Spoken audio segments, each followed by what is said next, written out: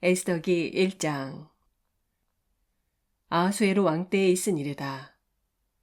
아하수에로는 인도에서 에티오피아에 이르기까지 127지방을 다스린 왕이다. 아하수에로 왕은 도성 수산에서 왕위에 올라 나라를 다스린 지 3년째 되던 해에 모든 총독들과 신하들을 불러서 잔치를 베풀었다. 페르시아와 메대의 장수들과 귀족들과 각 지방 총독들을 왕궁으로 초대하여 자기 왕국이 지닌 영화로운 부요와 찬란한 위엄을 과시하였다. 잔치는 여러 날 동안 무려 180일이나 계속되었다. 이 기간이 끝난 뒤에 왕은 도성 수산에 있는 백성을 빈부귀천을 가리지 않고 모두 왕궁 정원 안뜰로 불러들여서 이래 동안 잔치를 베풀었다. 정원에는 흰 실과 붉은빛 털실로 짠 휘장을 쳤는데 그 휘장은 대리석 기둥의 은고리에 흰 실과 보랏빛 실로 꼰 끈으로 매달았다. 화반석과 백석과 운모석과 흑석으로 덮인 바닥에는 금과 은으로 입힌 의자들이 놓여 있었다. 술잔은 모두 금잔이었는데 모양이 저마다 달랐다. 왕이 내리는 술은 풍성하였다. 그날은 어전 음주법을 따르지 않았으므로 많이 마시고 싶은 사람은 많이, 적게 마시고 싶은 사람은 적게 마셨다. 그것은 왕이 모든 술 심부름꾼에게 마실 이들이 원하는 만큼 따라주라고 지시하였기 때문이다. 와스디 왕후도 부인들을 초대하여 아하수에로 왕의 그 궁궐 안에서 잔치를 베풀었다. 이래가 되는 날에 왕은 술을 마시고 기분이 좋아지자 자기를 받드는 7궁전 내시 곧 무흐만과 비스다와 하르보나와 빅다와 아박다와 세달과 가르가스에게 이르기를 와스디 왕후가 왕후의 관을 쓰고 왕 앞으로 나오게 하라고 명령하였다. 왕후가 미인이므로 왕은 왕후의 아름다움을 백성과 대신들 앞에서 자랑하고 싶었던 것이다. 그러나 와스디 왕후는 내시들에게 왕의 명령을 전하여 듣고도 왕 앞에 나오기를 거절하였다. 이 소식을 들은 왕은 화가 몹시 났다. 마음속에서 분노가 불같이 치밀어 올랐다. 왕은 곧 법에 밝은 측근 전문가들과 이 일을 의논하였다. 왕이 법과 재판에 관하여 잘 아는 이들과 의논하는 것은 그 나라의 관례였다. 왕 옆에는 가르스나와 세달과 아드마다와 다시스와 메레스와 마르스나와 무무간 등 페르시아와 메대의 7 대신이 있어서 늘 왕과 직접 대면하여 의견을 나누었는데 그들은 나라 안에서 벼슬이 가장 높은 사람들이었다. 내시들을 시켜서 전달한 나 아하수에로의 왕명을 와스디 왕후가 따르지 않았으니 이를 법대로 하면 어떻게 처리해야 하오? 무무간이 왕과 대신들 앞에서 대답하였다.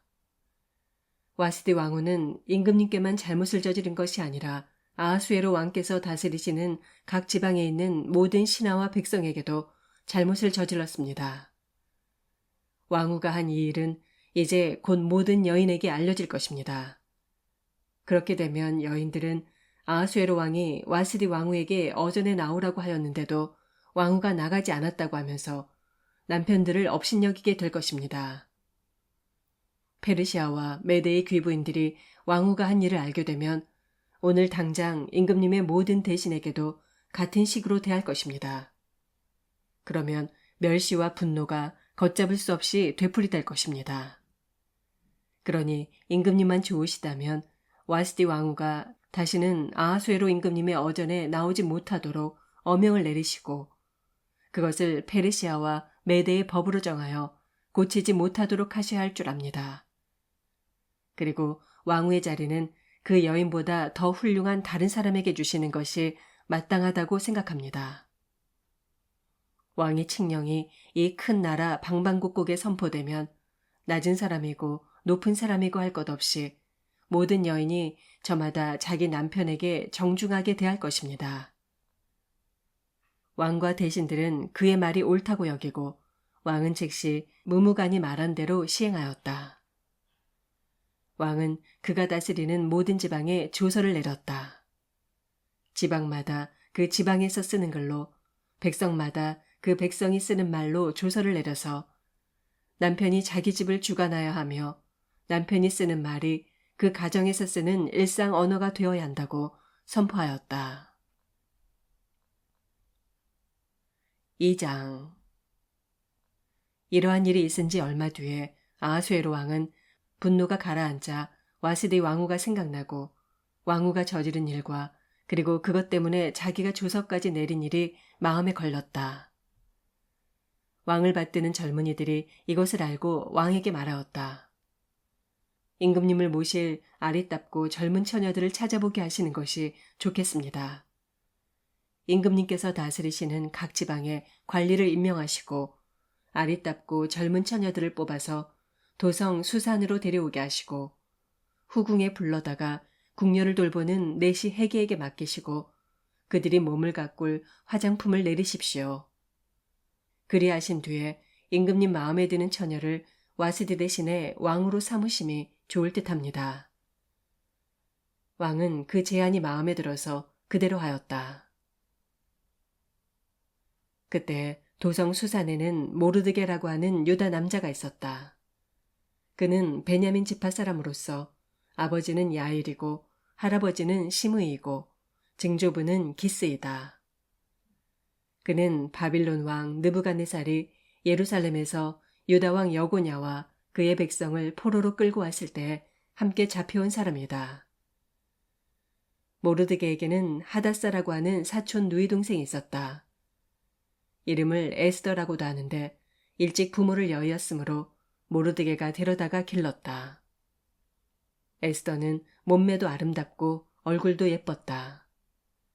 에스더가 부모를 여의었을 때 모르드게가 그를 딸로 삼았다.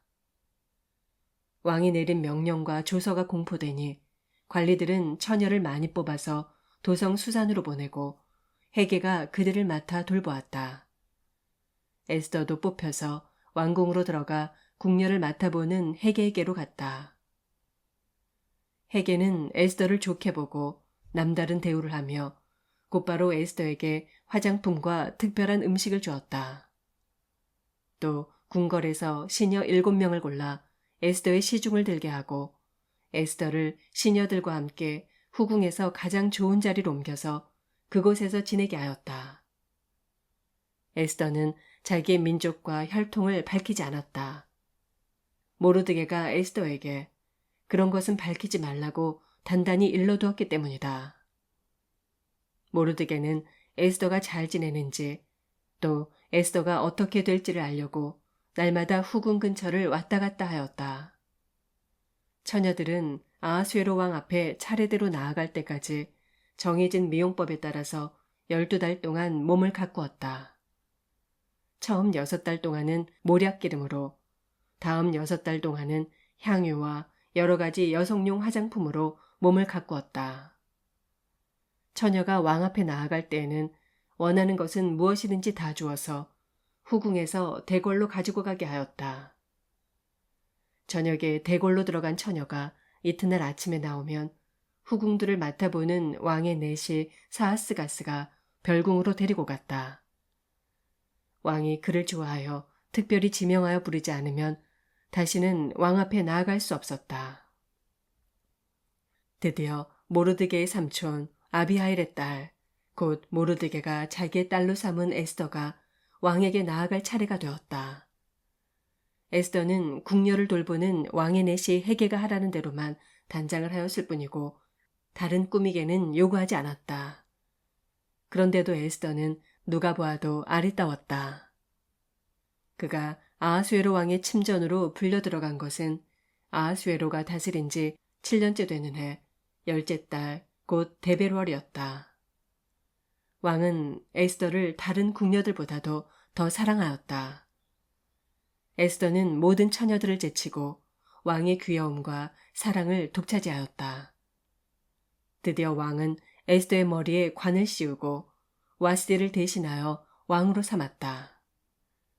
왕은 에스더를 위하여 큰 잔치를 베풀고 대신들과 신하들을 다 초대하였으며 전국 각 지방에 세금을 면제하여 주고 왕의 이름으로 여러 가지 상을 푸짐하게 내렸다. 처녀들이 두 번째로 소집된 일이 있는데 그때 모르드게는 대궐에서 일을 맡아보고 있었다. 에스더는 자기의 혈통과 민족에 관해서는 모르드게가 시킨 대로 입을 다물었다. 에스더는 모르드게에 슬하 있을 때에도 모르드게가 하는 말은 늘 그대로 지켰다. 모르드게가 대궐문에서 근무하고 있을 때 문을 지키는 왕의 두 넷이 빅단과 데리스가 원한을 품고 아하수에로 왕을 죽이려는 음모를 꾸몄다. 그 음모를 알게 된 모르드게는 에스더 왕후에게 이 사실을 알리고 또 에스더는 그것을 모르드게가 일러주었다고 하면서 왕에게 말하였다. 사실을 조사하여 보고 음모가 밝혀지니 두 사람을 나무에 매달아 죽였다. 이런 사실은 왕이 보는 앞에서 궁중실록에 기록되었다. 3장. 이런 일들이 있은 지 얼마 뒤에 아하수에로 왕은 아각 사람 함무다다의 아들 하만을 등용하여 큰 벼슬을 주고 다른 대신들보다 더 높은 자리에 앉혔다. 대궐문에서 근무하는 신하들은 하만이 드나들 때마다 모두 꿇어 엎드려 절을 하였다. 하만을 그렇게 대우하라는 왕의 명령이 있었기 때문이다. 그러나 모르드게는 무릎을 꿇지도 않고 절을 하지도 않았다. 모르드게가 그렇게 하니 대궐문에서 근무하는 왕의 신하들이 모르드게를 나무랐다. 어찌하여 왕의 명령을 지키지 않소? 그들이 날마다 모르드게를 타일렀으나 모르드게는 그들의 말을 듣지 않았다. 마침내 그들은 하만에게 이런 사실을 알렸다. 그들은 모르드게가 스스로 유다 사람이라고 말한 적이 있으므로 저의 그런 행동이 언제까지 용납될 수 있는지 두고 볼 셈이었다. 하만은 모르드게가 정말로 자기에게 무릎을 꿇지도 않고 자기에게 절도 하지 않는 것을 보고 화가 잔뜩 치밀어 올랐다. 더욱이 모르드게가 어느 민족인지를 알고서는 하만은 모르드게 한 사람만을 죽이는 것은 너무 가볍다고 생각하였다. 하만은 아하수에로가 다스리는 온 나라에서 모르드게와 같은 결의인 유다 사람들을 모두 없앨 방법을 찾았다. 아하수에로 왕 12년 첫째 달 니산월이다. 사람들은 유다 사람들을 어느 달 어느 날에 죽일지 그 날을 받으려고 하만이 보는 앞에서 주사위의 일종인 부르를 던졌다. 주사위가 12째 달인 아달월 13일에 떨어졌다. 하만은 아하수에로 왕에게 말하였다. 임금님께서 다스리시는 왕국의 여러 지방에 널리 흩어져 사는 민족이 하나 있는데 그들은 자기들끼리만 모여서 삽니다. 그들의 법은 다른 어떤 백성들의 법과도 다릅니다. 더욱이 그들은 임금님의 법도 지키지 않습니다. 임금님께서 그들을 그냥 두시는 것은 유익하지 못한 일이라고 생각합니다. 임금님께서만 좋으시다면 그들을 모두 없애도록 조서를 내려주시기를 바랍니다. 그러면 저는 은화 10,000달란트를 임금님의 금고 출납을 맡은 관리들에게 주어서 입금시키도록 하겠습니다. 그러자 왕은 자기 손가락에 끼고 있는 인장 반지를 빼서 아각 사람 함무다다의 아들인 유다 사람의 원수 하만에게 맡겼다. 왕이 하만에게 일렀다. 그 돈은 경의 것이요. 그 백성도 경에게 맡길 터이니 알아서 좋을 대로 하시오. 첫째 달 13일에 왕의 서기관들이 소집되었다. 그들은 하만이 불러주는 대로 각 지방의 글과 각 민족의 말로 조서를 만들어서 왕의 대신들과 각 지방의 총독들과 각 민족의 귀족들에게 보냈다. 조서는 아하수에로 왕의 이름으로 작성되었고 거기에 왕의 인장 반지로 도장을 찍었다. 그렇게 한 다음에 보발꾼들을 시켜서 그 조서를 급히 왕이 다스리는 모든 지방으로 보냈다. 그 내용은 12째 달인 아달월 13일 하루 동안에 유다 사람들을 남녀노소 할 것 없이 모두 죽이고 도륙하고 진멸하고 그들의 재산을 빼앗으라는 것이다. 각 지방에서는 그 조서를 법령으로 공포하여 각 민족에게 알리고 그날을 미리 준비하게 하였다. 왕의 명령이 떨어지자 곧 보발꾼들이 떠나고 도성 수산에도 조서가 나붙었다. 왕과 하만은 함께 술잔을 기울이며 앉아 있었지만 수산성은 술렁거렸다. 4장. 모르드게는 이 모든 일을 알고서 옷을 찢고 굵은 베옷을 걸치고 재를 뒤집어 쓴 채로 성 안으로 들어가서 대성통곡을 하였다. 그런데 굵은 베옷을 입고서는 어느 누구도 대궐문 안으로 들어갈 수 없었으므로 그는 대궐문 밖에 주저앉았다.